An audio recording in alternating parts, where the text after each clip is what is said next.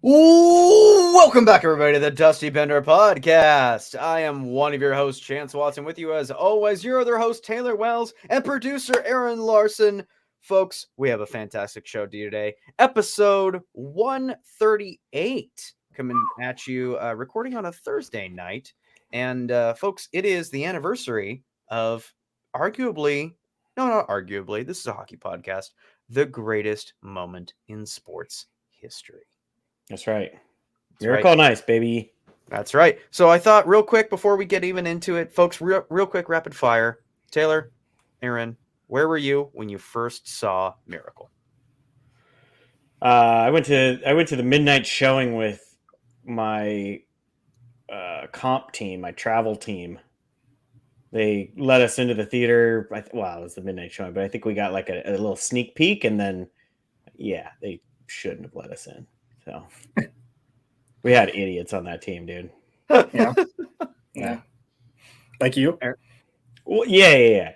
Like I'm the only one that kicked out. Yeah. Like everyone else was idiots. You know? That's right. That's fair. Yeah. Those fucking I was at the Carmike Cinema in Minot, North Dakota, and we went with my Bantam team, and then we did viewing, and then I think we went back either that night or the same night with my parents, because Aaron Broughton grew up down the street from my mom and played hockey with my uncle, and so she wanted to see, or no, Neil Broughton, excuse me, wrong Broughton brother, Neil Broughton, and so they wanted to see how many like shots of Neil Broughton, not knowing he wasn't a named character, but like, hey, that's his name on the back of a jersey. Great, awesome, Fantastic. I like that.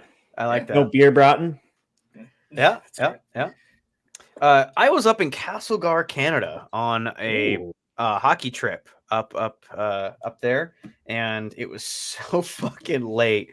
They interrupted us playing shinny. Took us, because we were playing shinny in the hallways at the hotel. Took us off to the Castlegar movie theater, or maybe it was in Trail. I don't know, somewhere close. I was very young, and I was so tired. Like I probably fell asleep probably 2 or 3 times throughout the movie, but I finished it. And made it all the way through. But that was the significance, because it was opening day, like when the movie released. Yeah. You seem like a guy that kind of, bobs. Well, I'm awake. You're one of those guys. And this was pre-drinking Chance, so yeah, right, dude. Dude, you swear to God, parents definitely put a bottle in your hand. 3 years old, guaranteed. Not on purpose, anyway. Oh, okay. My father. While my father did used to drink with the best, as the best, definitely was never. No, I think, in fact, the first time I ever got drunk and he saw me, I came home drunk. Like he's like, "What the fuck are you doing?" Mm-hmm. Mm-hmm. He listens to this show, so he'll sit there and nod. He'll be like, "Yeah, he was in it." Fucking. That's why you're holding back. You're holding out on us because Pops is fucking listening. I think I came back from Pullman, of all places.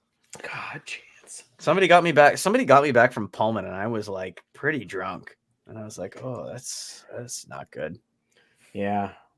Last time I think I saw your Pops. Well, actually, I've seen him since then, but passed out, shit faced on his couch. So that's correct. Yeah, that'll happen.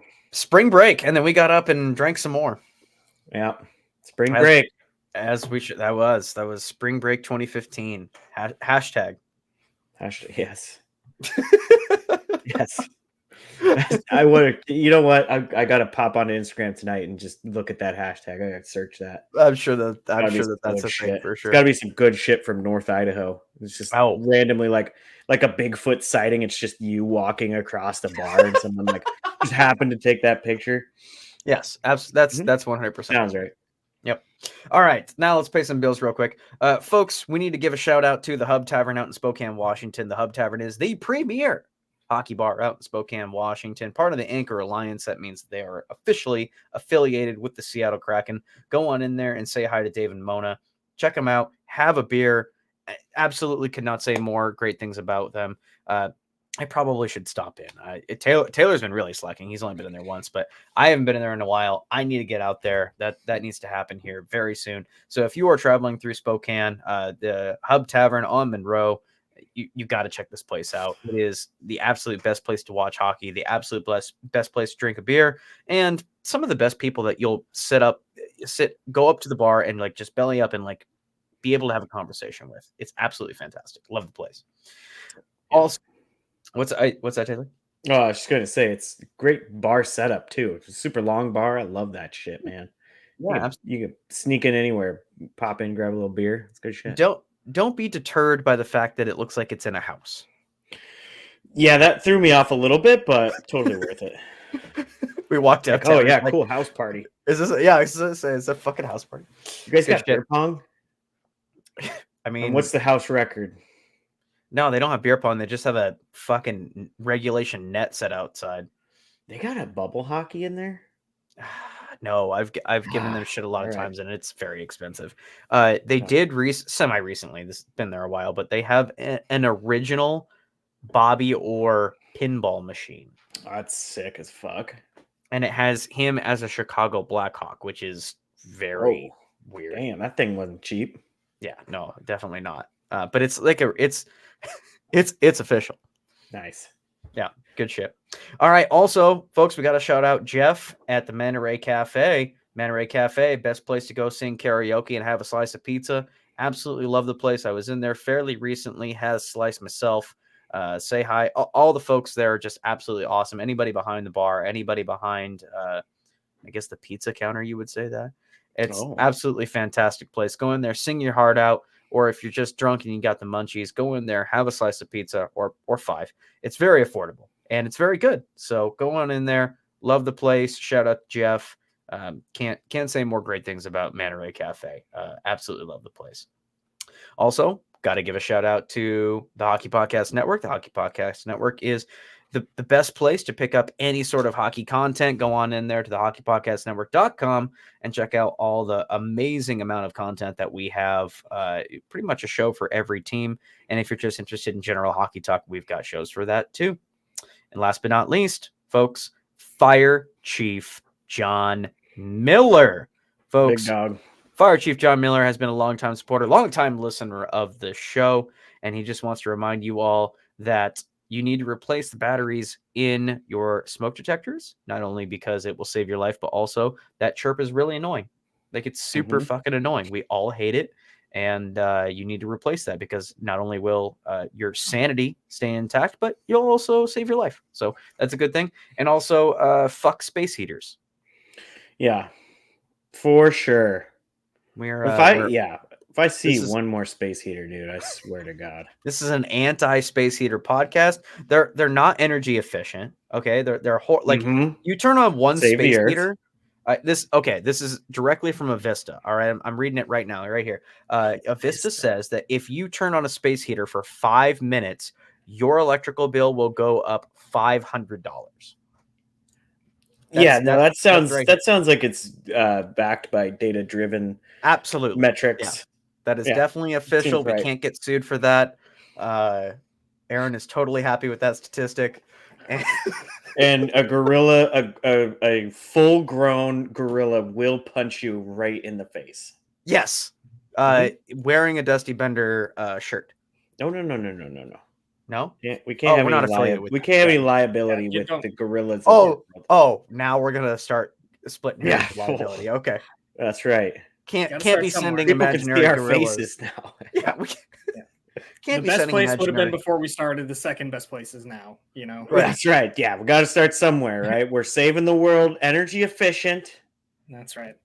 And no liabilities. Going green up in here. I love it. That's right. That's you know what? That's really what the Dusty Bender podcast is all about. That's right. We've gone soft. Oh shit. Okay. Why don't we say we talk about some hockey here, folks? Sure. If you guys didn't catch us, we did a live stream of one of the Stadium Series games. You guys, I'm listeners are aware of this. The NHL does these outdoor games, and the Winter Classic went over so well in the first couple of years that they decided that we're going to do it. until it doesn't make us any more money. So we had the Stadium Series over the weekend, and it was the New York Islanders versus the New York Rangers. And then for some reason, the New Jersey Devils took on the Philadelphia Flyers because everybody knows about the Philly-New Jersey rivalry. Yeah. Big time. Absolutely. First off, I'm going to pose this question to you in a general sense. Do we get excited about outdoor games anymore? Not the Stadium Series. I mean, it's still cool because it's something different, right? It brings back some memories from, anybody north of the 112th or whatever the fuck it is, right? So, Okay. Yeah. I mean, it is cool in that regard, and I love seeing those guys in their fucking beanies and shit because it's like 45 degrees and it's just freezing cold, right? Yeah. So, I don't mind it. I mean, it's just another game in reality, but it gets the people going. And honestly, the one that we called, all three of us were having a good time. Fun game. I mean, big time comeback. There was a lot of good shit. So, I mean, I think in general, right? I mean, Winter Classic still holds a little bit of that. It definitely has some of that nostalgia to it. But Stadium Series is just the same shit. Yeah, no, I fair. Aaron, what's one moment that stood out to you in the game that we called? We'll talk about the other one as well, but in the game that we obviously watched, what's the moment that stands out to you on that? I mean, the obvious one is the Panarin overtime goal, right? Like, you get the steal, and I know some Islanders fans have some issues with that being called a goal. Like, I personally don't have a problem with it, but like that's the biggest one with that, and Shesterkin not having a really good game. Like, he started off a couple of those goals, like the one coming down the wing, right? Like, getting through the wickets. Like, there were some goals that were a little shaky, but I mean, if I'm picking one singular moment, it's the Panarin goal for sure. Okay, yeah, I like that. I got mine is definitely Rempe with 1 second of ice time and 5-minute major fighting Matt Martin. Yeah. Fighting, not necessarily one of the big hitters. Like Martin will throw some mitts, right? But fuck, that kid was just like, yeah, dude, I'll square up, fuck, man. And it was a good little tilly. So yeah, for me, it's, it was all downhill after that. No, right. But, right.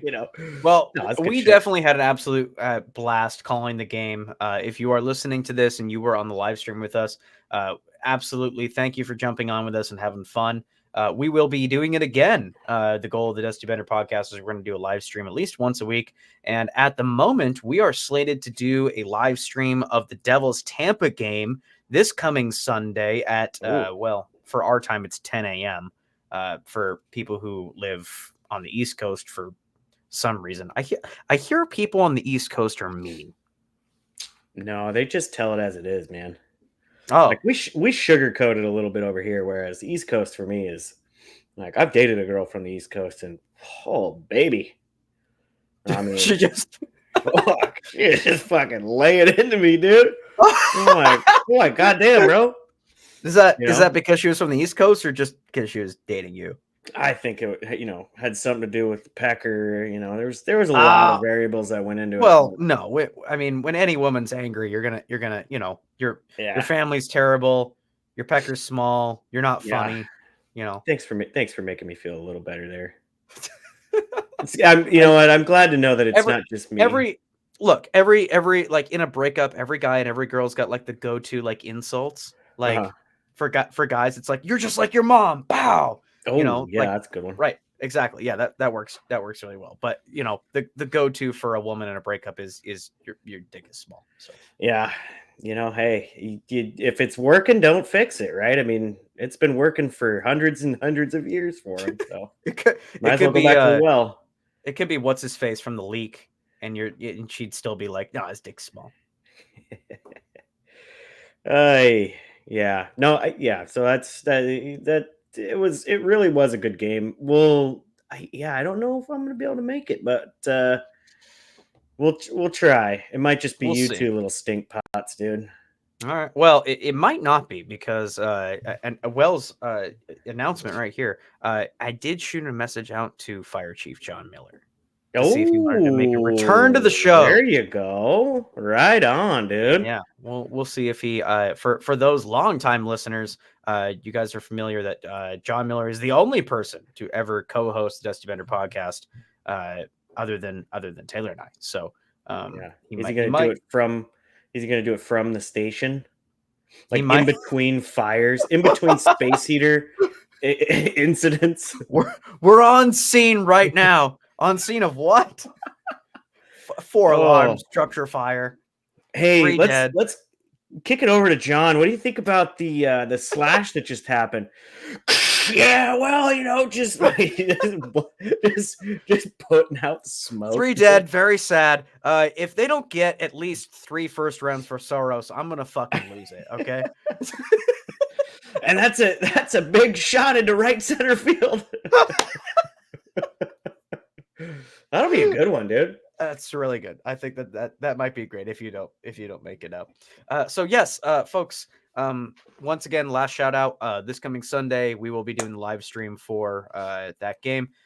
New Jersey and Tampa have taken on each other. Lots of playoff implications on that. Tampa is kind of sliding at the moment. They're holding on to a wild card spot, and New Jersey is grasping at straws. Man, holy shit! If this game doesn't, we picked up Dawes in our fantasy league for all of 5 seconds, and he played well for a little bit, and then he fell back to earth. So do you think that the New Jersey Devils kind of make a push on that? Not to go on a tangent, but you think they try to get goalie? No. I think they pack it in, dude. No, I think they pack it in. They say, you know what, it's not our year. Maybe Dougie and Jack can give us more than like 60 games combined. I don't know. Aaron can speak to this right now.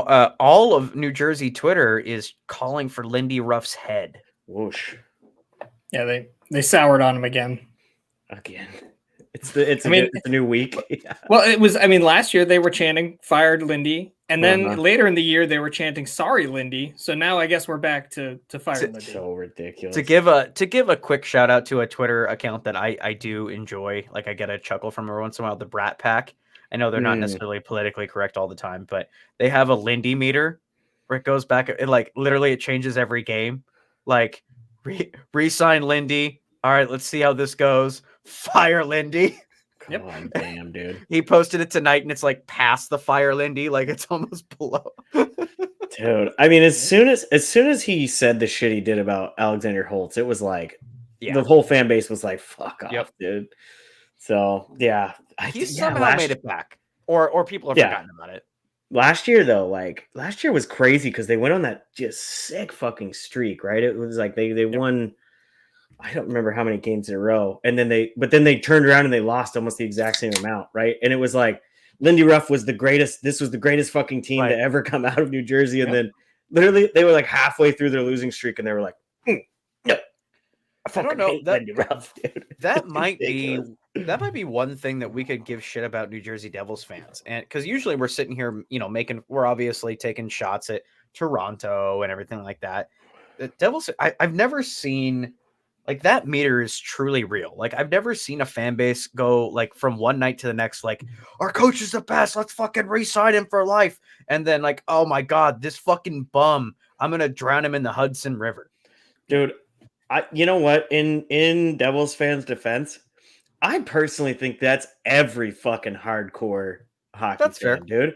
Like there's nights where I'm like, dude, like Greg Cronin or fucking Hackstall, man, fucking geniuses. And then like the Ducks through the crack and get absolutely fucking waxed. And I'm like, yeah, fucking can him. He hasn't done a good thing in fucking days, dude. Like, you know what I mean?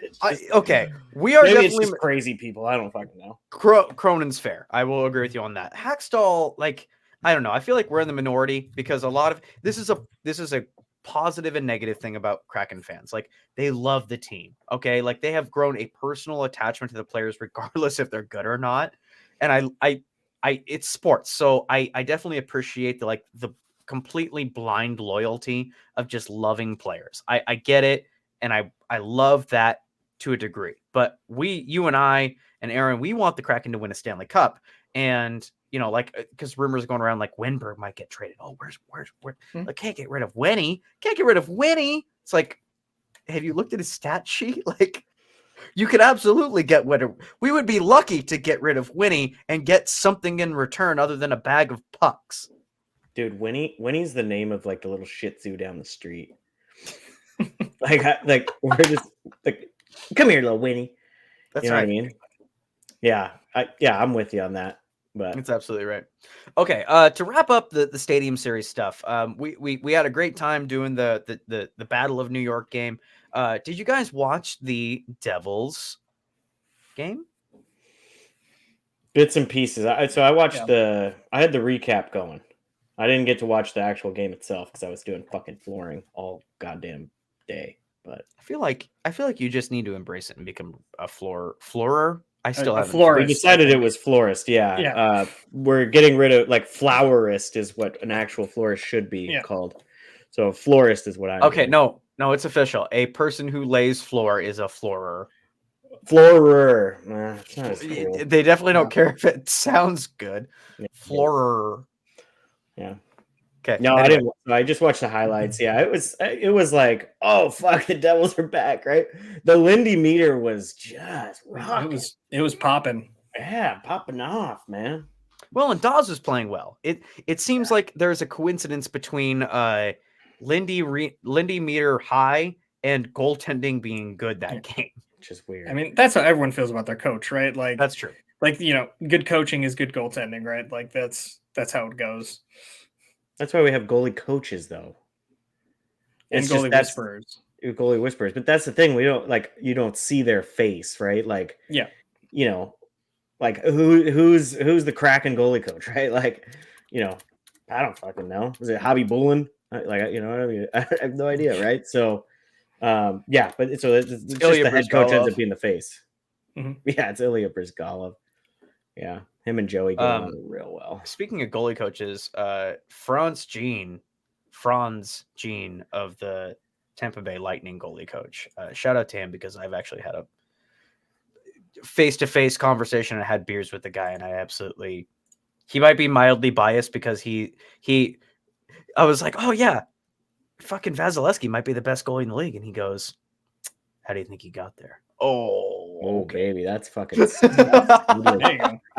why Vazzy's having success, man. He's got confidence in from a goalie coach. Franz Jean from French Canada. There you go. Let's get Franz on here. Let's ask him why French Canada doesn't have any good fucking goalies anymore. There's no because he left, right? So that's right. That's right. He started down there with Price and shit, and very accurate. I mean, we don't need because Taylor, like you said, at the end of the day, it's just another game, so it's not that big a deal. I watched probably like the late first period to the early third period when I knew the game was over. Philly didn't look so great, but Devils looked like they were, it looked like a game that they could maybe build momentum off of. As we know now, not the case. How did Torts look in that coat, though, dude? And that coat was sharp. Like, that thing was fucking saucy. It's ridiculous. I think coaches for these outdoor games, they need hats too. Like they need those, like, you know what I'm talking about? Those flat. I don't know. I like that. I like not fedoras, but comb over look. Like I like the newsy hat. Yeah. Yes. Yeah. Yes. Oh yeah. I gotcha. Hey, watch some PGA Tour, man. There's a few guys on there that kind of wear that shit. Oh, there you go, guys. They have like Peaky Blinders though, right? Where they got the fucking yeah, got the switchblade in it. Yeah. In terms of standings wise, that game was very influential though. Like, I mean, the Devils are trying to climb back into it. The Flyers are. How do we? They're in it. They're right now, right? Like they're not solidified. Like we can easily sit here and say Boston's in it, Florida's in it, Carolina's in it, the Rangers are in it. Like they're making the playoffs. There's no doubt in our minds they're in it. Philly still has that spot because of the division they're in, but they started hot. If they fall out, yeah, that's true. I think they banked enough points, and I think they're kind of coming back to earth, and especially now down your starting goalie, like that's yeah. Speaking of teams that are kind of on the in and out and what they should do, let's move to the Pittsburgh Penguins. The Penguins recently, we'll start with positives and then we'll work our way into probably the doom and gloom. Assuming maybe you guys are big Pens believers, but I am, but it's fine. okay, perfect. So Jagr comes in to fix the Penguins' power play. No, he comes in to get his jersey retired.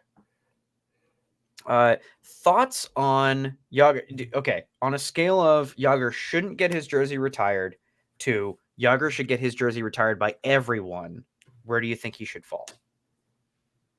All the teams he played for. I think we've talked about this a little bit. We talked about it on the live stream. Yeah. Oh, that's right. Yeah, I fall in the camp like, dude, it's Jagr, man. Like, yeah, and here's the thing, right? Like, Gretzky was a great player. Lemieux, great player, right? We've had a bunch of good players throughout like those eras and stuff like that. Jagr was just so easy to like, right? And I think a guy like that, right? Like, you can retire his number in like fucking Florida, right? Like, you know, he was just such a personality on top of being, you know, one of the better players, even in his age and shit like that when he was in Florida, to go through there, right? So, like, for me, that's where I would be. You know, I think this whole thing with Pittsburgh, I think is awesome. I mean, it's just a PR stunt. In reality, do I know kind of what implications? There you go. Implications. This was going to have on it. Fuck yeah. This is trying to spark the fucking team a little bit too, right? It's coming at kind of the right time. Bring him over, you know, retire the jersey, that kind of shit. Because Pittsburgh needs some help, right? You know, so yeah. I think there was a little bit of that, but yeah, retire his number for every team he played for. All fucking have to leave. They even had Aaron, if you could pull it up, they even had a very depth trade today with Columbus. Oh fuck! Who'd they move? It was just depth. I think somebody named Nylander went to Columbus. Alex Nylander went to Columbus, and then somebody was going over to Pittsburgh. Emil Bemstrom. Emil Bemstrom. Wow, what is that name from? That? Oh yeah. He's a fourth liner with. Yeah, he had a little bit of time. I think last year or the year before with Columbus, right? Yeah. So they gave a little bit of grit. Yeah, they gave up Nylander in a conditional sixth. It's not going to change the seasons at all for either team. That's what you think, dude. Bemstrom. Oh, you think it's a game changer? Dude, they're throwing him with Crosby. Game changer. They're going to shuffle those lines. Yeah, they're going to shuffle the lines. They're going to go Crosby, Malkin, and Bemstrom. Oh, yeah, absolutely. Yeah, and then Jeff Carter. Centering the second line. Oh my God, I forgot Jeff Carter existed. Yeah, no, yep, there you go. Yep. So did Jeff Carter. He's just walking around like, where the fuck am I? God, I forgot. I legit forgot that he was alive. I mean that in the nicest way possible. This isn't LA. This isn't the Staples Center. Yeah. Where did I park my car? Is this 2017? Yeah. Anyway. Yeah. So before we start ragging on the Pens, I think it's awesome that Jagr is getting his day. You know, Taylor, everything you said is correct. Like it's PR stunt and that kind of shit. But at the end of the day, it's absolutely awesome that Jagr is getting it. I agree with you. It should be. I initially was giving credence to the idea that it should be every team, but I agree with you. Every team that he has played for, which is what 16 fucking teams. So, dude, I want to say it's okay. Let's guess the number because I want to say it's okay. At least 10. I'm going to say 8. I want to say it's okay. 8's a good guess. All right. What do you got, Aaron? You played for 9 teams. So close. Can you name the teams? Oh God, no. Okay. I ain't even going to try. Taylor, let's go back and forth. Okay, Pittsburgh.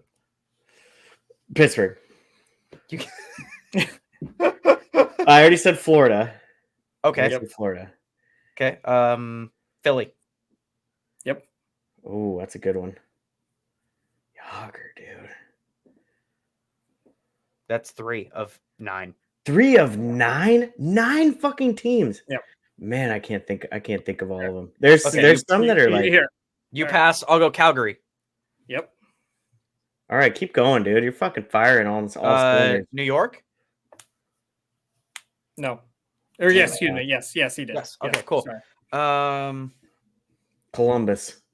No. No.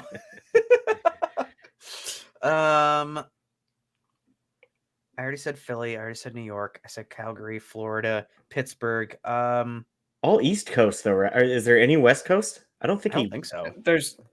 There are some that you wouldn't. Nothing that you would consider West Coast. There's some like mountain. Colorado.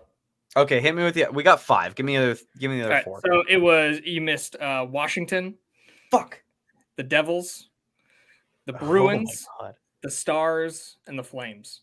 Bruins. I would never have gotten the Stars. Oh my God. Bruins and the Stars? Holy shit, dude. Yeah. That one blows me away. Those are crazy. And also at 43 years old, Jaromir Jagr for the Panthers had 66 points and 27 goals. Yeah, dude. What a fucking hats off, man. If he played if I could get that Florida 3rd jersey that we love in a Jagr one, I would fucking die. Yeah. I would love Panthers. How many seasons did he play there? He couple? Where? Florida? Florida, yeah. 3. 3? That's enough for a jersey. There's gotta be a fucking 3rd jersey of Jagr, dude. Yeah, but his last, obviously from the one game he played in Calgary, but like his last full season, he was a half point a game. He was 44. Like that's so impressive. He's fuck, dude. Just nuts, he rocks. I don't know. There's not much to say about it. Like he's a rock star. End scene. Yeah, we all love Gretz. Like the argument ends just because he has all the records, but like let's be real. Like even Taylor and I, we've been in the presence of Wayne Gretzky, and he's not necessarily the most for those who haven't talked to the guy, look at him on TNT. Like he's not necessarily the most very knowledgeable, obviously, but just not a personality of any sort. Whereas Jagr's a rock star. Like Jagr literally lives like a rock star. Like it's the whole scandal of him, like an 18-year-old girl, like, oh, I slept with 48-year-old Jagr. Check this out, and he's just like, yeah, I'm gonna retweet this. This is fucking awesome. There was people who were pissy that because he was like, yeah, my girlfriend doesn't. What did he say? Like, my girlfriend doesn't remember when I played. When I was a Penguin. Yeah. When I was a Penguin or whatever. Yeah. And everyone's like, oh, she's so young. And some people had to jump on Twitter and be like, she's like 30 something. You fucking nasty fuckers. And it's like, dude, chill out, bro. It's look.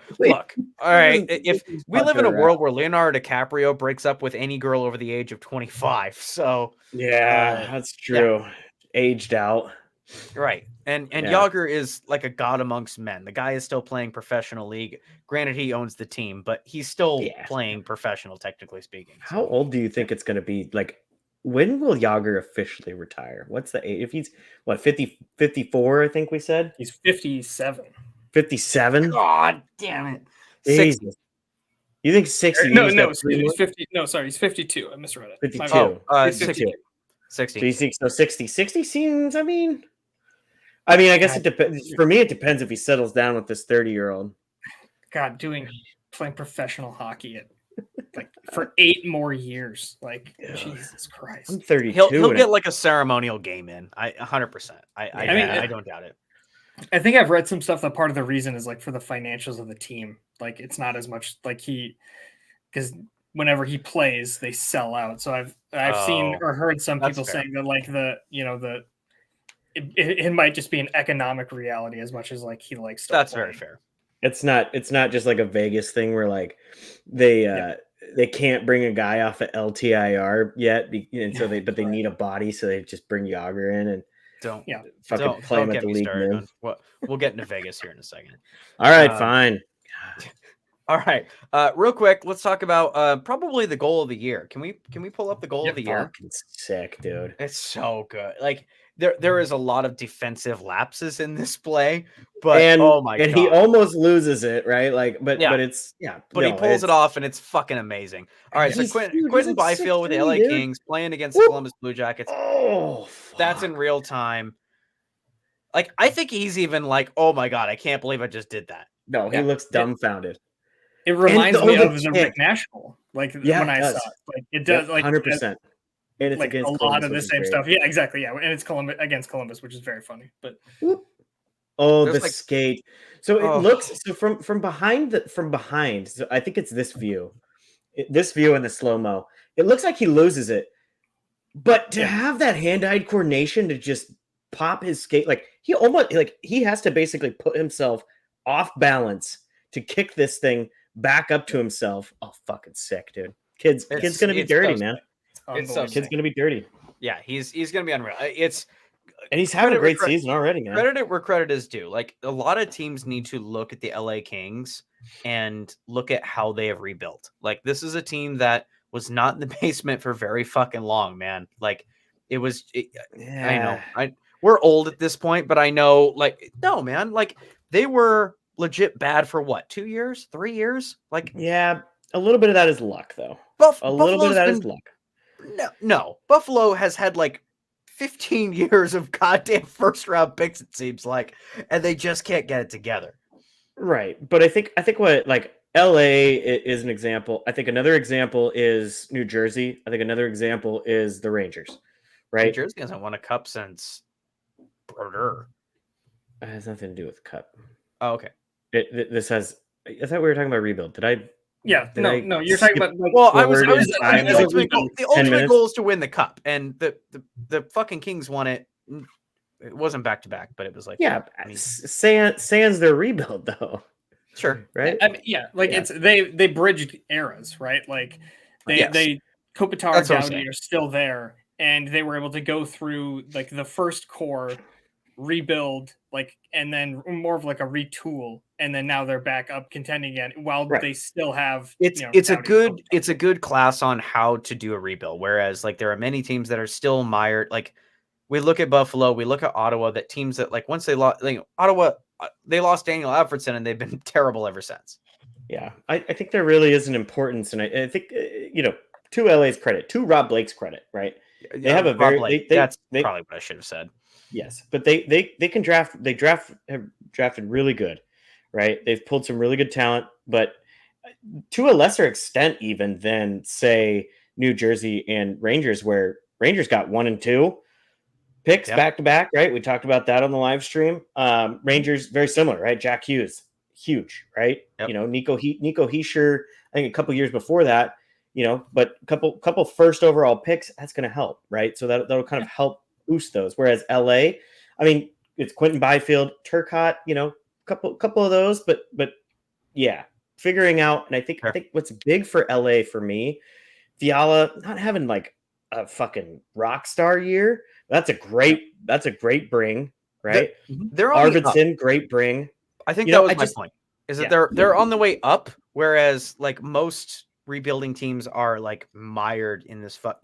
Everybody thought it was going to be Ottawa. This is going to be their year. Like they're going to finally take that step. Buffalo, they're finally going to take that step. Now they fucking suck. I think there's a benefit to during your rebuild if you can figure out a way to inject some of these like literally guys that are in their prime, right? Like Fiala coming in his prime, Arvidsson a little bit past his prime. Yeah. That's a nice move. PLD I know isn't lighting the world on fire either, but it's those kind of moves where you inject those guys in, where those young guys can come in. Quentin Byfield, right? This is his second season. Now he's like, okay, I get it. My actual raw talent is catching up with my experience in the league, and it's doing fucking wonders, right? And Brandt Clark's going to be the same thing. So they're just injecting those young high draft picks into a lineup that can kind of do it, right? And that's the way you do it. And shout out to Rob Blake. I think he's. Let me ask you. So let's use the other California teams in comparison, just geographically. Like San Jose is in the midst of a rebuild. Are they getting worse or better next year? Like, are they going to be worse than this year? Or are they going to be better next year? Worse. They're still coming down to their drop. Okay, they've got like 1 or 2 more years before, like once they get. So they haven't even hit rock bottom yet. No. I mean, I guess you could argue this season is probably rock bottom with 10 goals against games, but that's what I'm asking. I think this is a line graph. Like if they hit bare minima, like the bottom of the barrel, and then next year will be a slight, moving up, or do they keep going down next year? maybe as far as like the standings, they might be worse, but as far as an organization, they'll be better, right? Because like at this point, you're at the point where you're getting the kids in, and you just let Will Smith and like your other high draft picks, like you Eklund, just let they start doing the Ducks Netherlands, thing of like we're just gonna let the kids play and make mistakes, and the record's gonna be what the record is, but like they're realistically they're like 3 or 4 years away from like being playoff relevant or even just like being not a lottery team. Yeah. Yep. I completely agree. Because I think we're gonna see a good chunk of the current San Jose Sharks roster moved this year, right? I mean, I think Duke's been on the block. I think Granlund is having a pretty damn good season for being in San Jose. I think that's someone you got to move. I know there's been talk a little bit about Mario Ferraro. There's definitely some options, and that's such a good position for Greer to be in, man. Yep. Like having assets to move, you can either get some guys that are, essentially ready to come into the league, or you take a first round pick, and this is a pretty decent draft, right? It's not last year, but it's a pretty decent draft. So, I think personally, like what Aaron said, their point total it probably still hasn't bottomed out, right? Because I think you're going to see the kids next year and the year after and the year after that. Like next year is going to be a lot of kids. And from what I've seen from the Ducks organization, it's tough. It's tough. Even with Quinn there, because it sounds like Quinn's going to stick around. Even with Quinn there, who I think is a very good developmental coach, there's going to be some bumps and bruises. So I think they still point wise have a little bit lower to go, but they're building a nice little thing. So I look at it look at all the bottom dwelling teams and compare rebuilds. Like I even like Columbus is bad this year, but do you guys think for a second that Columbus is going to have it's not going to be Buffalo and Ottawa. Like I feel like Columbus will rebound in probably 2 or 3 years. Like they're on like this is the worst it's probably going to get. They'll be better next year, kind of thing. Maybe, but like they're pissing off their prospects. Like they're pissing off David. They're pissing off Kent Johnson. Like I don't know that I have faith. Like I said a couple weeks ago, I don't know if I have faith in Columbus to develop prospects. New GM, hopefully, and see what Luke Richardson does. But like, can they turn those guys into what they were or like what they should be? I don't. New GM and I would assume no coach. Like I don't think the Columbus coach doesn't. He's not going to last. I would assume so. So that was kind of my point of like just more giving credit to LA as much as I don't necessarily want to. Like LA has done a very good job of they hit the end of their cycle after winning those 2 cups. Their core is aged out.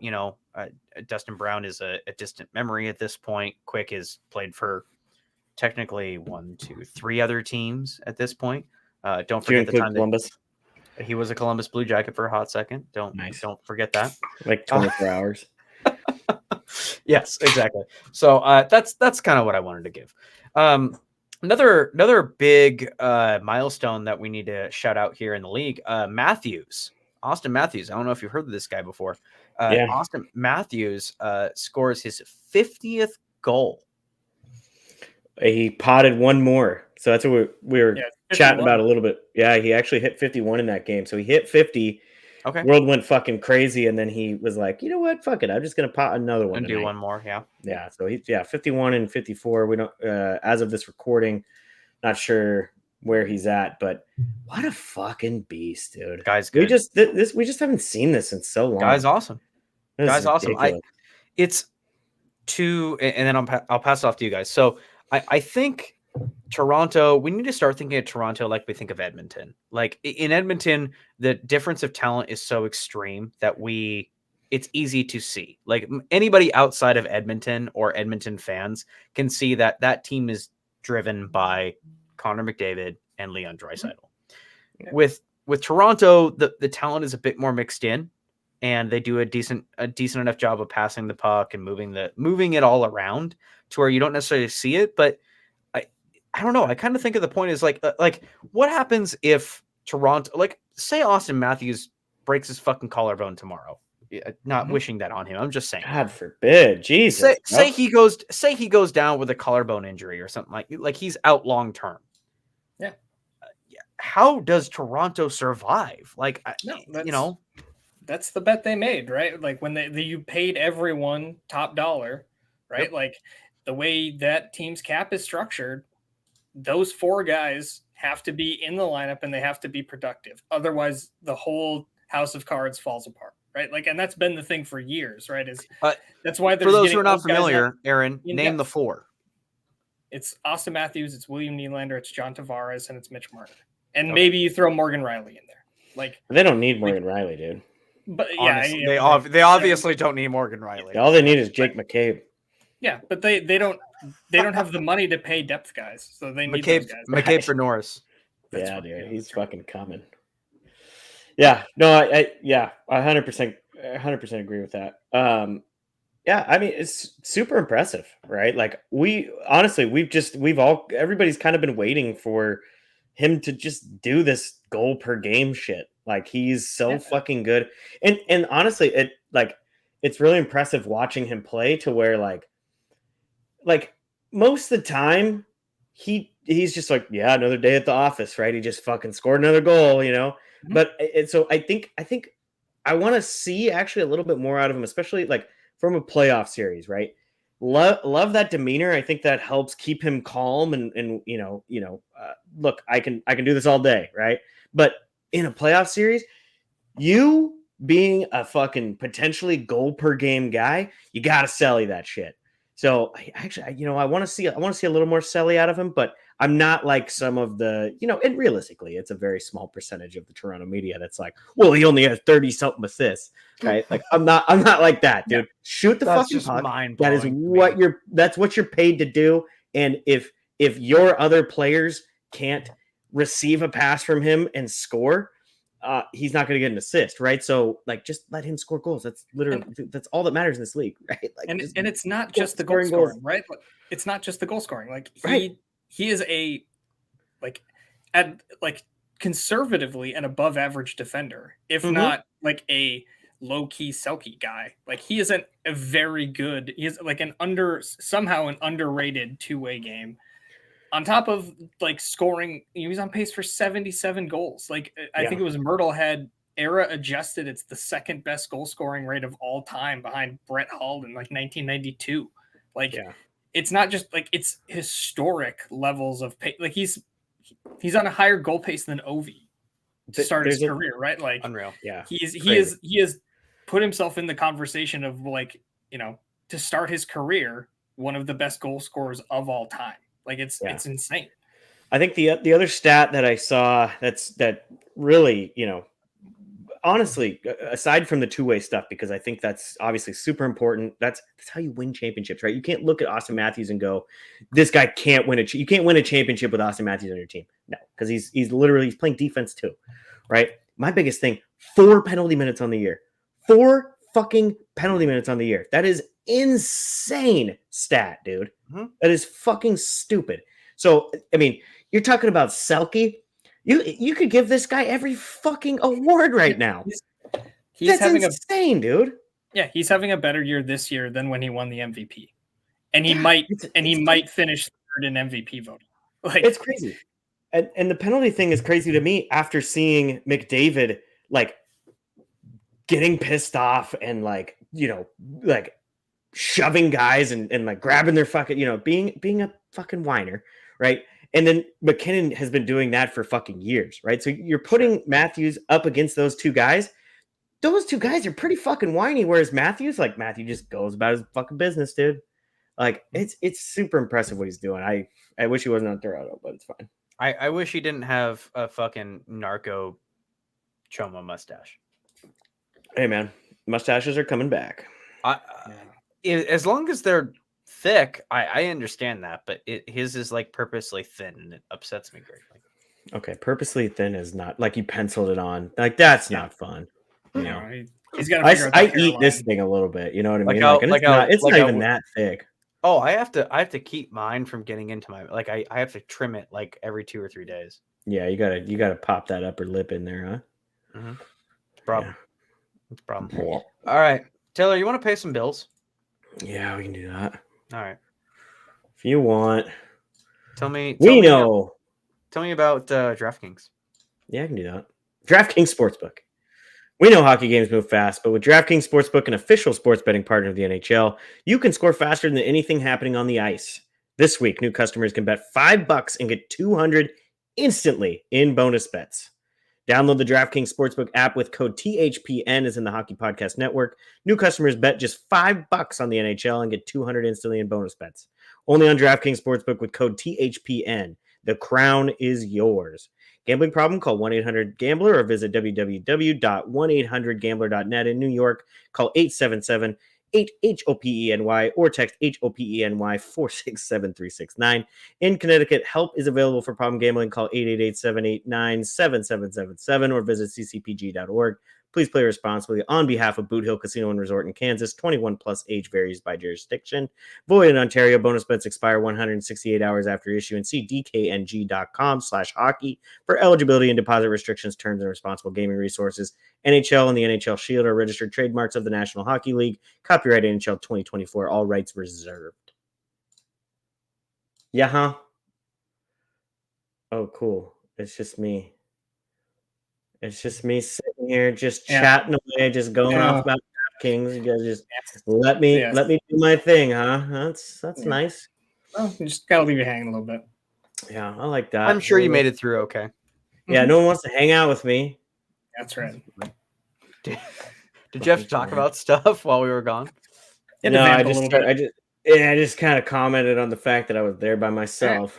That's fair. Okay. Didn't show my titties though, which is usually like if I'm in any sort of anxious situation. That's your go-to move. Yeah, I mean, it works. Usually it works. All right, that's fair. All right. All right. Let's talk about how the Vegas Golden Knights are cheating the system once again.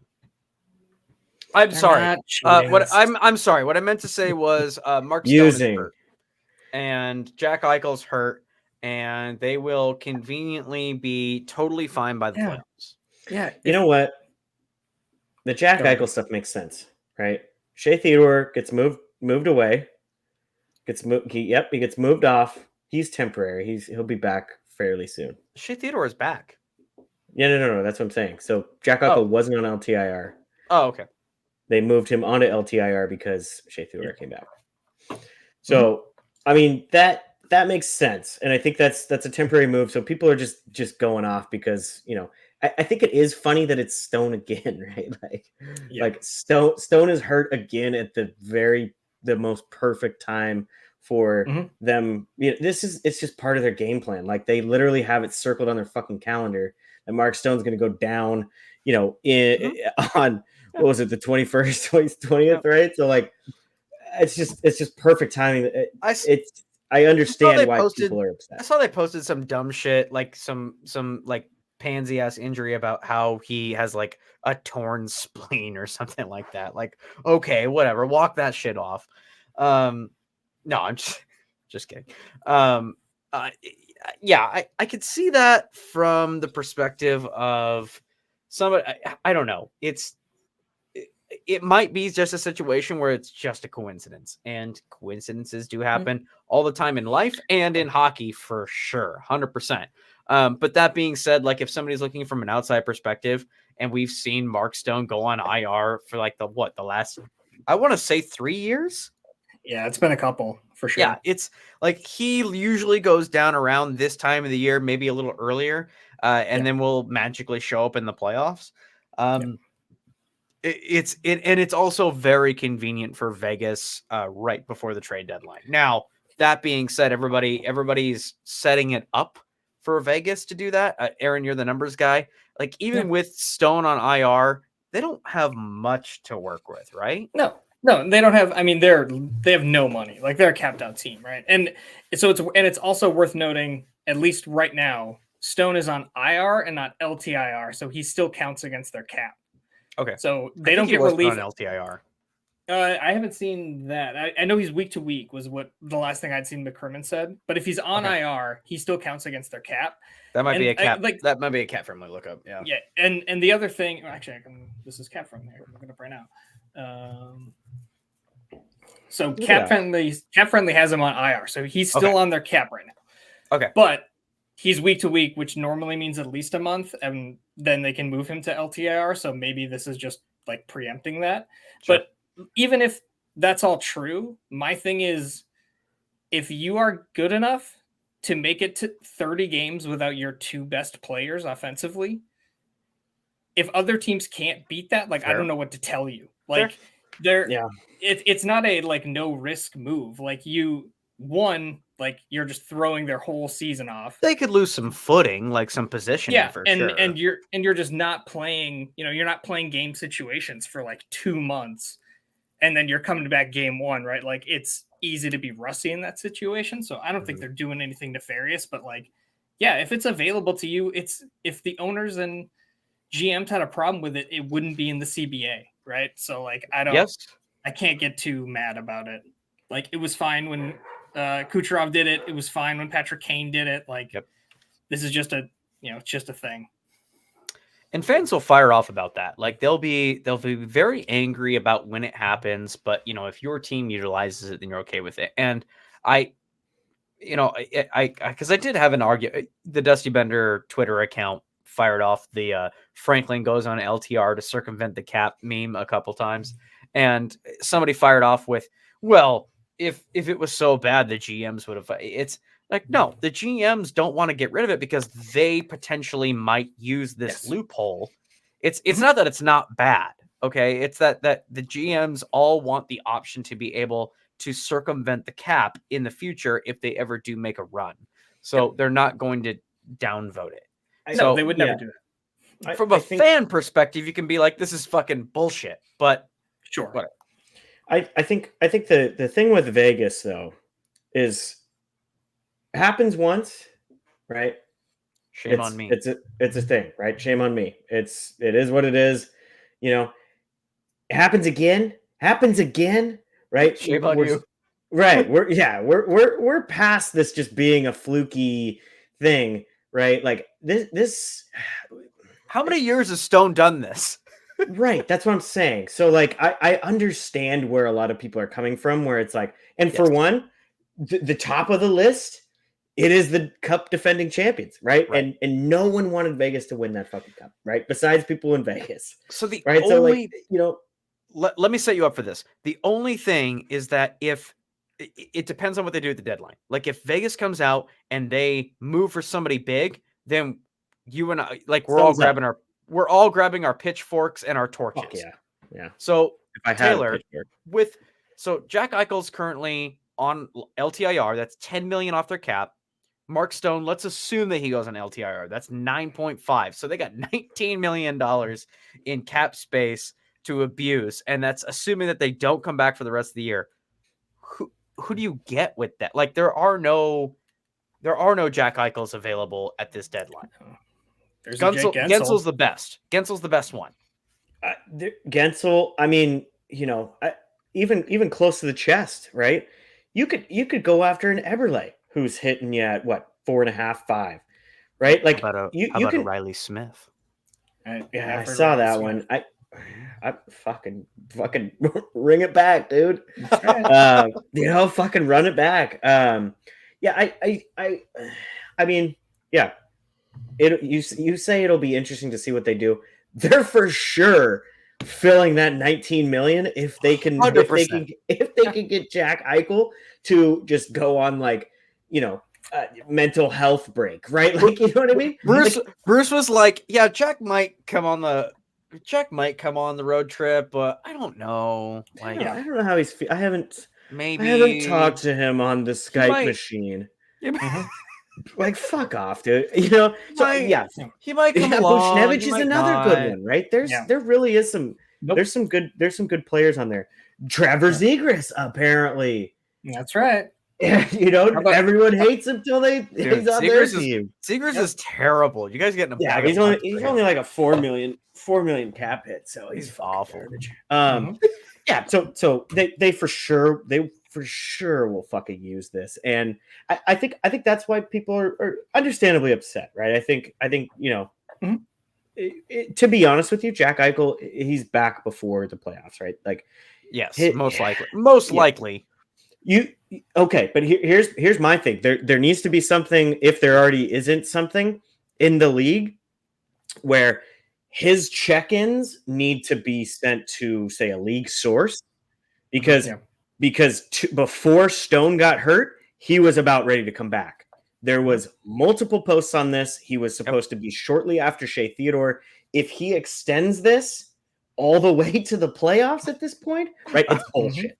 It's I want to add bullshit. I want to add that we know this very well because he's on our fantasy team. Yeah, we had both Shea Theodore and Jack Eichel, and we've been struggling since then. So, yeah, that's the only reason I know that. That's right.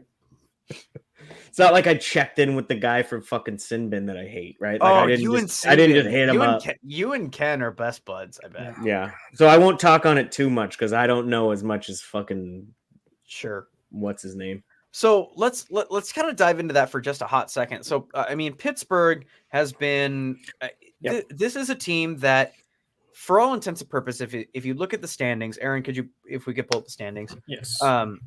If we look at the standings, Pittsburgh, for all intents and purposes, should be a seller, right? Like, is that too far gone, or are we embracing reality? I think Dubas said that, right? Didn't Dubas kind of say that there's a lot of good people on the block? I thought he did. No, he did not. He actually recently said that basically along the lines of, as long as Sidney Crosby's on this team. Yep. Hey, man. He said he wants to get younger, but he also said, like, he was kind of phrased it as like a retool. Like, but they're not doing a, like, as long as Sidney Crosby wants to play hockey in Pittsburgh, like, they're gonna try and put a team around him to do it. Like, good for him. Crosby, Malkin, and Letang are probably, well, okay. He did say Crosby, so I'll back that up a little bit. But let's be real. Like, Crosby is like he went to the fucking wall for Malkin to get re-signed. So, let's see how that goes. How long that loyalty lasts. And Letang, I don't know. At this point, like, Taylor, you and I, our first year, we're making jokes about how Letang is held together by fucking duct tape. So, well, poor guy had like a fucking stroke and shit, didn't he? Yeah, he's really, I mean, he's had a lot of fucking injuries. So, I don't know. Looking at the Pittsburgh Penguins and their place in the standings, I think at a glance they were 7 points out. This should be like my and I don't know what your guys' level is for, like, counting a team out finally. Mine's 10 points. If you are 10 points behind the final wild card spot, and a lot of people have like less, like some people are like 7, 5, whatever. Me is 10. If you're 10 points out, there's no way you're making the playoffs. It's done. So Pittsburgh's technically still in that range. They're 7 points out, but God, man, if somebody came out to me and said that Pittsburgh should be buyers at the deadline, that would be a very hard sell for me. Yeah, I think there's some other variables that go into it, right? Like, was it a team that was supposed to be a playoff team? Yes, right? Technically, yes. I think we argued that they probably weren't going to be, but I think a majority of people kind of had them in more of a wild card spot, right? So I think that's a variable that you're going to have to look at. I think another variable is obviously games in hand, right? So if you're looking at Tampa at 58 and I'm Pittsburgh at 54, I'm feeling pretty fucking good about that, right? But I need to see realistically better than a 4-4-2. And they squeaked. I mean, I won't say squeak because they beat Montreal tonight, but they really haven't looked that good, right? So, I mean, for me, there's, those are the other two variables. Like, what do they look like? What have they looked like up until the trade deadline? Say last 10 games, say last 15 games, and I mean, it's pretty subpar. So, I mean, I completely understand from Dubas' standpoint, as long as fucking Erik Karlsson and Crosby on this team, you probably are fucking going for it, right? If those two together are on the same team, you probably need to be looking more towards bringing something in rather than letting stuff go. So I see where he's coming from. I don't know what that looks like. Buchnevich, if I'm serious about Crosby having, say, 2-3 years left, and I need to try to make the best out of those years. Buchnevich is the guy. He's the guy. I'm moving fucking mountains to go get that kid. That's what you do to say you made the effort. Let's be real. You can't add Gunsel because he's on the team. You add Buchnevich. It's not going to save this team's season. They're not making the playoffs. Probably not. But I think that gets the lineup a little bit younger to where Crosby's showing he still has some fucking step to him. I don't disagree with that. Yeah, Letang's having a better year, and you still have Carlson, and Malkin's looking old. He started off the year really good. Malkin's looking really old, right? You're having a really down year from guys like Raquel. Brian Rust again is, and Jeff Carter apparently does still exist. Yeah, he's alive. We've confirmed that. Yep. So he's almost 40, but he's alive. Oh, that blew me away. What does that say? 38? 39. 39. Holy fuck, dude. What an old fart. He's like 7 years older than me. What an old fucking fart. Is he checking himself into do him and his wife have like a retirement plan going on? Yeah. Like they got shuffleboard and shit. Bingo I would assume so. Yeah. God, I love shuffleboard. It's like one of my favorite board games. It's like one of my favorite board games, and it's so underrated at bars. Did you play Ice Bocce with us in Arizona? No, I still have not played this game that your father-in-law has invented. Yeah, my father-in-law fucking quit his job. He's fucking doing it up, dude. Yeah, I would love to play it. I just have not yet. I'm surprised you don't have one in your backyard. Yeah, no, my dogs would eat the fuck out of it. Actually, I have I won't go into that. They eat weird shit, let alone like stuff that I like. You know what I mean? Fair. Yeah. So it's the rumor is that Guentzel might be going somewhere let's assume for a second that Dubas does what they actually should do, which is sell. Mm-hmm. Guentzel. There's got to be a lot of teams in the Guentzel market, right? I think so. Yeah, he's the best player available. By a mile. I think you're right. I mean, I'm pretty high on Buchnevich myself, but I think Guentzel's still a league above him. So Guentzel, while we say that he's the top prospect or the top, the belle of the ball, so to speak, I would say he doesn't make sense for New Jersey. Sure, you can add that again, but that doesn't solve New Jersey's problems. They need a goalie. That's not what I need, dude. If I'm New Jersey, I'm not even looking at forwards. Where do you think Guentzel reasonably? Obviously, we're like, oh yeah, Guentzel could go to Toronto or Florida. Neither of those teams can accommodate his cap. That's not going to happen. So, where realistically do you think Guentzel could go at the deadline? Carolina. Ooh. I think Carolina has to make a move at the forward position. Yep. I don't know their cap, so I don't know if they can fit him in, but they have to make a move. I think that's right where Carolina, as much as there's been talk around the goaltending, Freddie might come back and Kochetkov can kind of do it, right? So, you start giving that kid some games. There's not a lot of goalies in this league that have that kind of fire under their belly like Kochetkov does, and I fucking love it.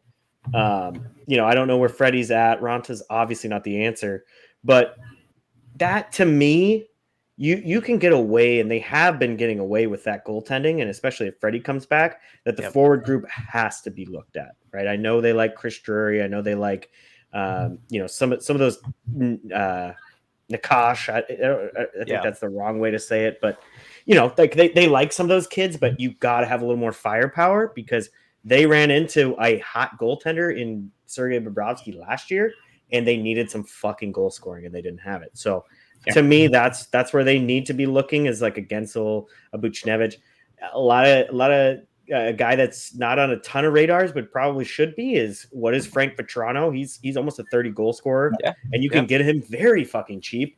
I think that's where Carolina needs to be looking. Nice, I like that. Those are probably pretty good calls. I've heard even Edmonton's kicking tires on him a little bit, but I don't know how they make that happen. They We'll need see. Marc-Andre Fleury, dude.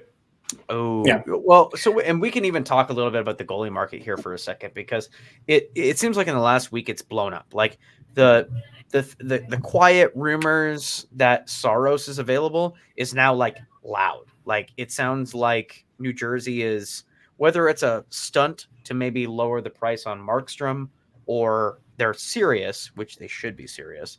100%. It genuinely sounds like Saros is on the block for some reason, whether this was willed into existence or not. It definitely does sound like this is a thing. And if that's the case, we now have what? Saros, Markstrom. You could throw Gibson in there. Jake Allen, like Jake Allen. Yep. Merzlikins. Yeah, there's a few, in theory, good goalies on bad teams that could go to good teams that could help them out. What do you think about? What do you think about that? Take that one, Aaron. I mean, it's interesting. I guess the question is, what are you looking like for this year, or are you trying to make longer term moves? Of those goalies, who do you think moves? I think Markstrom. For sure. Yeah, I think Markstrom moves. Okay, so Markstrom's definitely gone. I think Jake. I'll run him down. Yeah. Saros, do you think he goes? No. Yeah, I'm with you. I don't think he does, but man, a team like the Devils should be selling the fucking farm for that kid, because that's who gets you over the hump, dude. Yes. Yep. Yes. I don't think he moves either. I agree with you. I don't think he moves either. I think that Barry Trotz isn't dumb, and he's not going to let him go for cheap because you don't need to. Right.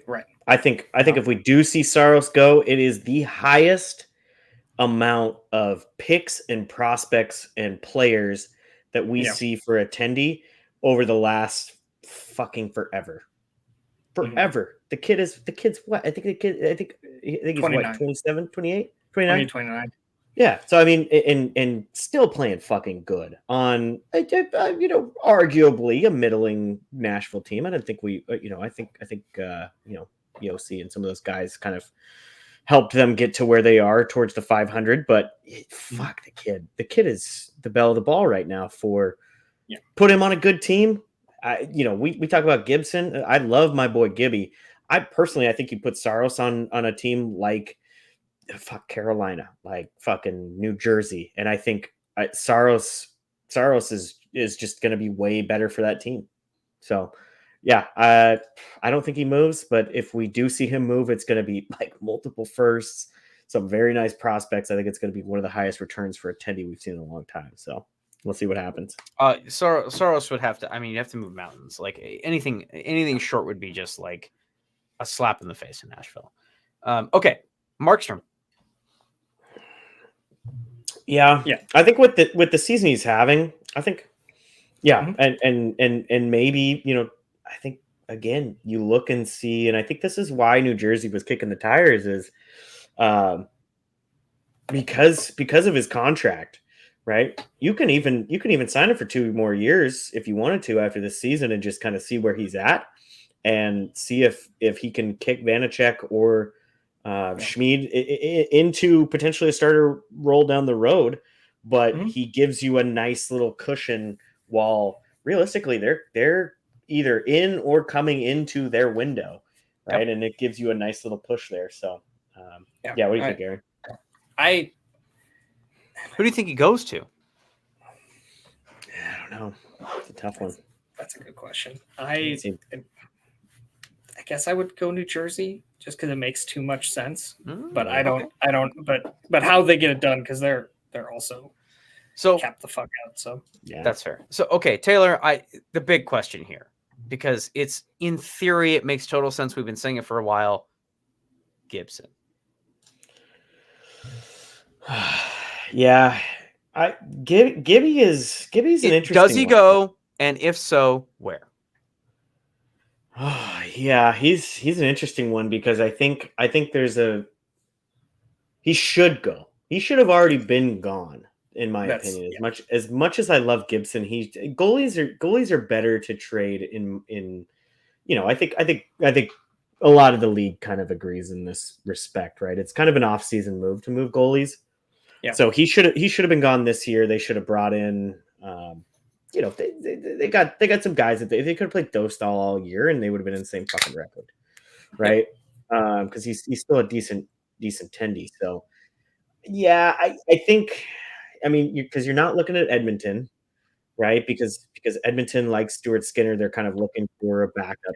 You're not going to move from Gibson if that's your play. I think New Jersey kind of has their heart set on a Markstrom type, and I think probably for some of those reasons I was talking about, right? Whereas Gibby, is more kind of the goalie of the future to an extent. What do they want for him, you think? Like at this point, like it's I think we can read between the lines that, like, is it extreme as the rumor suggests? Like your buddy Frank says no, but does Gibby probably want out? Probably. And should they trade him? Most likely. Yeah. But 100% to both of those. So what is they asking for him?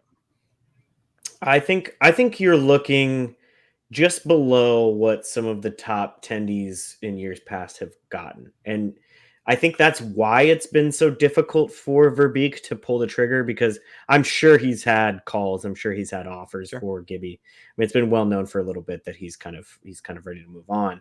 Mm-hmm. So I personally for me, like, I think a first and a B level prospect gets it done. I think a second and an A level prospect gets it done. Right. So I think he's kind of in that realm where, I think what's making it difficult is he's been on Dallas Eakins teams up until this season for the last 4 or 5 years. Right. So I think that's hurting his. It's kind of what we're doing on the podcast every time we bring him up is he going to be a difference maker for that team?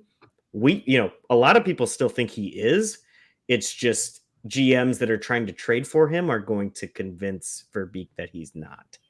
Right? They're basically going to say he's a guy that isn't necessarily, he's more washed up. I'm just trading for him in case Vanacek goes down, right? So that, from a GM perspective, that's kind of probably what they're going with. So I think it's hurt his value, and I think that's hurting the deal getting done. So yeah, he should be traded. He should have already been traded, right? But You've said that many times. Yeah, that's where it's at. Yeah. Okay. Yeah, I like that. This was the bounce back year, right? Like he said, he's been down for a couple of years. You wanted a year like this so you can sell high on him, right? Like that. Right. That's like he's not going to be worth more than he is right now. Yeah, sure, 100%. Okay, no goalie's going to be worth anything underneath Dallas fucking Eakins, and I'll just say that. That's fair. Okay, last one on the goalies. I don't care about Jake Allen. Sure. I love his mom. Susan is absolutely a fantastic woman, but Jake, I don't care where Jake goes. Elvis could actually make a difference somewhere if he's got a defense in front of him. I personally think that whoever loses out on Markstrom, Merzlikins goes. So, like, if New Jersey grabs Markstrom, Merzlikins is going to like Carolina or something like that. Yeah, I think. I mean, we're just kind of recycling teams that need a fucking tendy. Yeah, well, but, it narrows it down, right? Like, we're talking about contenders, and then of those contenders, who doesn't have a solid goaltender? Well, it's Carolina, it's New Jersey. Well, New York would be in that conversation, but apparently Jonathan Quick is having a second coming. So it's crazy. He's doing just fine. So, I mean, it does limit the teams to, like, who needs a goalie around this time of the year. Let me throw a name at you and see what you think. What about the Detroit Red Wings? The Detroit Red Wings. What do you think about Merzlikins getting in there? That they obviously got to move a contract out. They'd have to trade a goalie. A goalie would have to go back the other way, but I mean, you're basically throwing him into a mix of Alex Lyon and Husso, in my opinion, if they'll take Reimer. I was going to say, we're assuming that they take Reimer. At this point, I don't know who's the best. Like, Reimer just went back to week. He's injured again. So that doesn't help the situation. Alex Lyon is playing pretty good hockey. Like, we'll put it this way. He's better than Philip Grubauer. So, sure. which isn't hard to do as long as you're above 900 save percentage. He's been, around 915, 925. It's good enough to be a starting goaltender in the NHL. So Line is kind of established himself as the starter. Like tonight was a huge goaltender battle. If you guys didn't catch that, listeners, watch the Red Wings Colorado highlights. It was a great game. But there's that. And then Reimer, you put Reimer in, he's either the worst goalie in the league or he's going to post a shutout. Like, it's so stupid. It's so stupid. Like yes, that is the type of goalie that you send to a team like Columbus. So Columbus has to be okay with that. And you and I have talked about it before. They've got Jet in the fucking wings, and not to mention the other guy, Tarasov. Yeah, fucking sucks. Though, he's not so great. He looks terrible. Maybe he could be good in front of a defense or behind a defense, but in any case, I don't hate that. If they were willing to move that contract, but they already have 3 goalies. They would have to move one of those contracts. Otherwise it just doesn't make sense. But while you're on the topic, after tonight's win, the Red Wings are 6 points ahead of the closest team. Aaron can. Yes. Capitals are at 60, but they have, they're 1 point up of the Lightning in the wild card. Okay, and in the division, there's a gap. Yeah, and it seems like the Red Wings are on a bit of a push, whereas Tampa is kind of middling. I would be confident to say that the Red Wings make the playoffs. So it wouldn't be crazy to say that they try to buy at the deadline. I know that there are some people that are like, oh, they're a deadline team. Like maybe we could get some money for Perron and Sprong, but I don't know. I think no, they hang tight. Yeah, I think Yzerman's going to focus on maybe it's a short-term thing, except for Kaner. I think I would be very surprised if they trade him at the deadline. That would be stupid. And I would be slightly surprised if they don't try to re-sign him. No, this is the Red Wings, man. This is the year, right? You're sitting in a very nice spot. You're 6 points. I mean, they got some games in hand over Washington. Make the playoffs. Make the playoffs. Sign Kane. Double down on it. No, you might not get out of the first round, but make the playoffs. Break the streak. You haven't made the playoffs in like fucking 8 years or something. Make the playoffs. Make a run. Sign Kane. Inspire some hope. I think that's the best you can offer. And I think so. I threw them out because I think they still Line's been playing pretty good, right? Husso came back and instantly got pulled, right? The defense is still a problem on that team, and so yeah, Chikrin has been a piece of trade talks lately because Ottawa's definitely out, despite what Kachuk says. What do you mean? We're right in it. We're gonna make a push. Okay. Yeah. Sure you are. No, I could, but Chikrin has been in conversations. He's probably Aaron. What would you say is probably you're the stats guy? What's probably the top defenseman that's available at the deadline? The ones that you've heard the most are Tanev and Hanifin, right? Like it's the Calgary guys. Yeah, that's fair. Chikrin, like I've heard more of them than I have of Chikrin. Like that's kind of been more lately. So like those would be, I think, the 2 that would move. But yeah, like Matt Dumba is a name that like has been out there. Like he just signed that 1 year. He kind of got screwed in free agency, and he signed that 1 year deal. So I'm sure he's going to be looking to move. I don't know what like. Can we talk about the Yotes for just a hot second? Like the team, like those guys got together in the locker room. They're like, yeah, we don't want to be here anymore. We're done. 9-1, their last 10. It's fucking sad, dude. It sad because sad.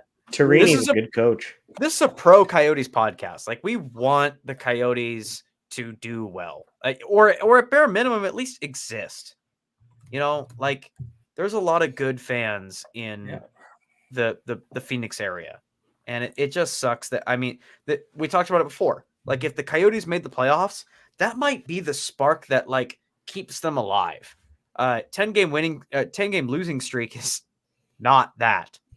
This is the closest they've been to moving in the 7 years that we've been talking about it. Yep. right? I mean, It sucks. It really sucks. It really does suck. I mean, and here's the thing. This is very much a Seattle Supersonics to Oklahoma City Thunder situation here, where they have a very good young team. Yeah. Right. Whoever pulls this franchise has a very good chance to, like, Dylan Gunther's a fucking stud. Logan Cooley's a fucking stud. Cooley like, will they be a have, stud. Yeah. Cooley's starting to come around, actually, which is interesting. How old is he? On a 19. They literally just took him. It was the Shane Wright draft, dude. Anybody that's like he's not Bedard, it's like, okay, well, Bedard is different. Like that Bedard draft wasn't Bedard. There was no Bedard in that draft. Right. That's the thing, right? I absolutely. By the way, I love that. Like ESPN's like, oh my god, look at the goal Bedard just scored. He just made it 2-5. Right. Oh, is that the one? Is that the one? Was it Spencer Martin? Yeah. Whoever he was taught, he like stared down. Bedard stared down the goalie. It's like they were down like 5-1, and he didn't even like, count. He is the future of the team. Connor Bedard is very good, but yeah. In any case, right on. Hey, we're kind of coming up on the end here. Here we are. Let's do we want to jump to the tweet of the week? We want to see, pop us in there a little bit. That's right. Are we going to be a little biased on the tweet of the week here? Yeah, I mean, of course it's our tweet of the week. Like there was some good ones. That's right. We have a little group chat and we kind of send some shit back and forth to see what the tweet of the week is. But I mean, this is a late contender, but Biz Nasty himself liking this one. Come on, right. So for those who are not aware, this GIF that we posted out of Bowie waving his hands, that was actually taken by me and Dave, initiated by Taylor, as Taylor talked shit to our Bowie. own mascot. Yeah, told him that I didn't talk shit. I just, I had you some insinuated beers that he had too much alcohol. Yeah, I was just making sure that Bowie was also on my same level, dude. That's right. So Bowie in this GIF was telling Taylor that he was fine. He hadn't had too much alcohol. He's not that drunk. Didn't need to mix in a water, I think is what I yelled at him. I said, Bowie, you're shit-faced. Mix in a water. That's right. And he was telling us, no, he's fine. So as Taylor was yelling this, I recorded this, made it into a GIF, and it fit perfectly during Paul Bissonnette's and Bowie's little rivalry that they continue to have, which is I love that. That's WWE entertainment, and I fucking love it. Love it. So threw that on there, and apparently after some time, Biz liked the GIF. There you go. Yeah, that'll get tweet of the week every week. Biz likes something that we're doing. Just validates the boys. If Biz likes it, then it's got to be good, right? It's got to be. That's right, because everything he touches is fucking. Talk to fucking Jeremy Roenick. He's doing great after talking to Biz. So yeah, and Jeremy Roenick puts too much fucking sunscreen on his nose. God, he used I went around. I did a survey of all the grocery stores in the in North Idaho, like the Inland Empire. There was no sunscreen for like 2 weeks after Jeremy Roenick came here. Yeah, makes sense. It was all gone. He weirdly puts it on his wiener too, and it's like, dude, it's not even getting sun. Not even getting sun, But he wants that thing to be just veiny and white. Aaron is getting ready to receive calls from Jeremy Roenick's lawyer. Yeah, no shit. Yeah. Yeah. You run that one back? Yeah, famously chill and normal guy, Jeremy Roenick. Jesus Christ. No, he's really good. Look, we are definitely not on record saying that we have a grudge against the guy, especially Taylor, who completely got the cold shoulder from the guy. Did he fucking snub me, dude? I'll talk about his goddamn sunscreen bullshit for the rest of my life. Will I say it to his face? Fuck no, dude. He's kind of jacked, even in his old age. I ain't gonna do that. He's got a great golf swing. We saw it. Yeah. He's just terrible at mixing sunscreen into his fucking skin. and ignore it. He talks to kids, but we won't talk to you. Yeah, like the kid behind me had fucking like stage 5 leukemia, but apparently he's too good to talk to me. That's right. Fucking horse shit. God, talk about gambling, please. All right, let's move on to degenerate gambling, folks. Yes. All right, looking at Odd Shark, which kind of goes across everybody and has all the. We've got a few games coming up. This is actually today's games. Let's scroll down a little bit, huh? Excuse me. Yeah, we should look at some other games here. God, I had an Odd Shark. There we go. Are these today's games? Yeah, keep going. Do we got Friday on that? There we go. There we go, Friday. All right. Buffalo Columbus is going to be an absolute shit show. I would definitely 100% bet the over. I don't know, man. Luukkonen's on a nice little streak. No. Okay. Okay, next. Winnipeg, Chicago. That's definitely an under. Yeah, 100%. No one's scoring in that hockey game except for Kyle Connor. Yeah, Kyle Connor's gonna have 6 goals and just that game's gonna end 2-1, and Kyle Connor's gonna have 2 of them. Bedard's gonna have 1. Yeah, who's the better Connor? You know what I mean? Yeah. Oh, absolutely. So bet the under in that game, I would say, and also Winnipeg is probably gonna win that one. Minnesota Edmonton could be interesting because Minnesota just had that like weird 10-7 game. Yeah, but then they got dusted the next game, didn't they? Yeah, right. They've been very up and down. Yeah, they're schizo, and it's fine. I mean, Minnesota is the definition of aggressively mediocre. That's basically Minnesota. They've been a little better lately, though, right? Like overall. Yeah, I mean they're like 6-3-1 or something. That sounds right. That's still not. I mean, that's basically 500. But yeah. In any case, playing Edmonton, yeah, they'll probably lose this game. That was a hell of a. Did you see the Vegas Edmonton game? Yeah, that was a good game. Hell of a game. Hell of a game. That could easily be a Western Conference final right there. They don't like each other for sure.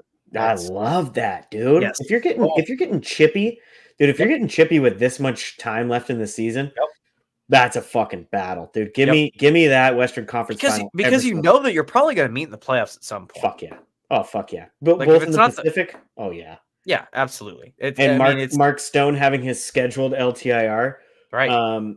He'll be There's back. a very good chance they finish 2 and 3 in that division. Yeah, he's good. It's just a freaking battle, dude. He's gonna go off to Thailand and get his regular, like, routine back massage and happy ending. It's a back massage. Yeah, I'm sure it's the backside.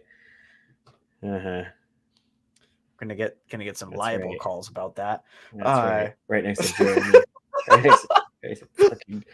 right next to Jeremy. Sunscreen. God. But look, from a positive perspective, all right, Mark Stone's enjoying his life. Okay. Yeah. He's having a good time. He's having a great time. All right. And you know what? I respect the guy as a hockey player. I fucking love the guy.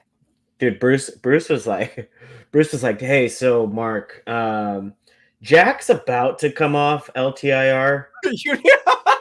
Yes, I'm gonna play you 40 minutes tonight, and I just, you know what? Good luck, brother. Like, I hope the video games are good, and the massages are the front side. When you take the puck, I need you to look like down, like I not at the puck. I need you to look at your skates. Like, when you instead of like someone saying like break a leg to an actor or something, he just walks by Stone in the fucking locker room. He just goes, "Keep your head down." Hey, tear your spleen. Tear your spleen. Yeah, no, that's usually you know what? I've heard. I've never been in an NHL locker room the team's there, but I'm pretty sure that's what coaches say to players before the game. Absolutely. Yeah. Hey, break a spleen, baby. It's good. Good shit. Okay, so those are the games that are coming up as we record this tomorrow. Can we get a schedule for Saturday and the weekend? I know that we probably don't have odds for that, but that's okay. We don't have odds for it. Well, because gambling, I'm fast. Freaky fast, like Jimmy Jones. 13 games on Saturday, dude. Okay, here we go. I've got some February 24th stats pulled up from OddsShark. Let me share this real quick. Wow. Okay. I got it. Okay. St. Louis Blues. Oh, okay. All right. Looking at these. Oh, sorry. Yeah. Hold on. I gotta zoom in for. Yeah, real quick, Chance. I don't know these were fucking odds for ants, but let's go ahead. Let's go ahead and blow those up. I don't know what the. Oh my god, that's too much. I don't know. Okay, never mind. For ants. I'm sorry. Taylor can't read things, so for kids who can't read things. Good. There you go. Fuck it. It works out. Need to shout out the fact that Zoolander 2 was grossly terrible. So I mean, still better than anything I've produced. That's very fair. Okay. Looking at these odds right now, God, there are going to be some good games on Saturday for sure. I like Boston, Vancouver might be the best game that day. Oh, I think that's one I'm going to watch. I don't know if I want to throw. Like, what money are we throwing down on that? I think that's a good game to watch.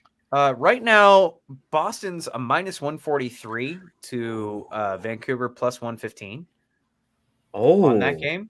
Moneyline consensus from OddsShark. Okay. I would agree. And okay, let me. I was thinking in my head I wanted to do this on the show, and I'm going to do it now. I have changed my perspective on Boston. Okay. Before I was thinking that they were the fake good, and like they're the Toronto team that wins the President's Trophy and then does nothing in the playoffs. They got swept by Florida last year. You know who else got swept before they won the Stanley Cup? Tampa. That's right. I've changed my thought process on that. I think they're going to make a move at the deadline, and they're going to go deep in the playoffs this year. I'm not going to say they're going to win the Cup because it's the playoffs and anything can happen. Crazy bounces. But I think they make a deep run this year. Okay. I like that. Let's jump back to some. Yes, sorry. This is some betting, yes. but betting. You know what? In that game, as much as you like, maybe you know what? Maybe we throw a little money down. Maybe you go Boston, I'll go Vancouver on that one. I like that. Okay, I could go there. Yeah, because I like the grudge match. Right, Boston beat them last time. It was the post. Yep. Demko not giving Swayman his bumps. Right. So. Yep. Vancouver fucking sucks right now, though. They're not doing well. Vancouver's the definition of fake good. See, I think every team does this, right? Vegas, who you said easily is going to be the team from the West, got slaughtered by fucking Seattle and was on an absolute they're still in it ice cold streak, right? So like every team can do this. So, but yes, I think Vancouver. I mean, you don't give up 10 goals to fucking Minnesota. Minnesota of all fucking teams. I have a feeling that Vancouver doesn't make it out of the first round, but that's just like a gut feeling kind of thing. On a side note for that game, I know we wanted to kind of talk about it, but I'll just do a quick brief on it. They had Minnesota had 4 5-on-3s. 4 5-on-3s. That's too fucking many, dude. Okay. That's too many. That's too many. I'm completely against fucking game management. I think that shit's a joke. 4 5-on-3s, that's illegal. That's a tweet right there. That's too many 5-on-3s. That's cheating. That's the refs literally having the over in the game plus Minnesota fucking winning straight up. Like that's bullshit, dude. That's nuts. Well, okay. I watched the highlights of that game, and those goalies, I don't know what they were fucking on. Like, there were goals that bad. So bad. Like, I'm watching Casey DeSmith. I'm like, I don't know how you're an NHL goalie. Like, well, he's not. Come on, he's not. It's so bad. Okay, back to gambling odds. Boston, Vancouver is going to be a hell of a game. That one's probably going to be too close, but I'd probably put Boston. -143 is not terrible odds if you put good money on. But there's some other. This is like one of those days where so many good games are playing. Toronto and Colorado. That's going to be a hell of a game. Yeah, that's going to be a good one. There's a lot of good like playoff matchups here, dude. Yes.